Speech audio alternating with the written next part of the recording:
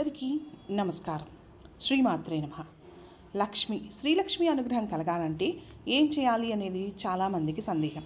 లక్ష్మీ అనుగ్రహం ఉంటే సకల సంపదలు, సకల కార్యాలు దిగ్విజయంగా అవుతాయి. అయితే ఆ తల్లి అనుగ్రహానికి ఏం చేయాలో మనకి మన పెద్దలు చెప్పిన విశేషాలు ఇప్పుడు తెలుసుకుందాం. శుక్రవారం ప్రాతకాలంలో శ్రీ మహాలక్ష్మికి పూజ చేయాలి. పూజలో తులసి పత్రాన్ని, తులసి మంజరిని సమర్పించండి. సాధన, పూజ, ప్రార్థనా సమయంలో మీ ముఖం తూర్పు వైపు లేదా పశ్చిమం వైపునైనా ఉండాలి. ప్రతి శనివారం రోజున ఇంటిని శుభ్రపరచుకోవాలి. సాలెగూళ్ళు, మట్టి, చెత్త, విరిగిపోయిన వస్తువులన్నీ సర్ది ఇంటిని చాలా చక్కగా శుభ్రంగా ఉంచుకోవాలి. మీ ఇంటి సింహద్వారం దగ్గర లోపలి వైపు శ్రీ గణేశుణ్ణి ఉంచండి.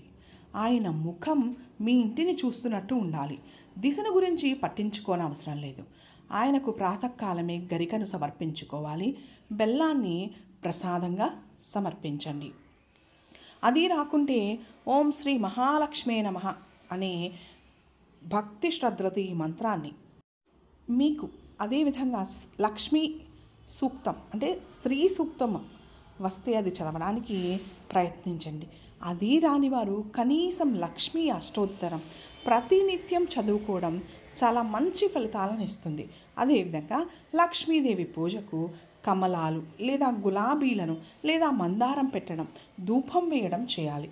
ఏ మంత్రం శ్లోకం రాకున్నా నమస్తేస్తు మహామాయే శ్రీపీఠే సురపూజితే శంఖ చక్ర గదాహస్తే మహాలక్ష్మీ నమోస్తుతే అనే శ్లోకాన్ని చదువుకోవాలి. కుదిరితే 108 సార్లు శ్రీ మహాలక్ష్మీ నమః అనే మంత్రాన్ని జపించడానికి ప్రయత్నించండి. దీనివల్ల మీకు చాలా సులభంగా ఈ మంత్రం చదవడం వల్ల మీకు లక్ష్మీ కటాక్షం కలుగుతుంది.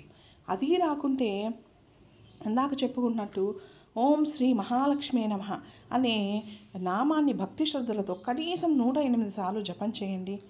తప్పక అనిత కాలంలోనే అంటే శీఘ్రంగా మీ యందు లక్ష్మీదేవికి కరుణ కలిగి మిమ్మల్ని అనుగ్రహిస్తుంది, సకల శుభాలను కలిగిస్తుంది.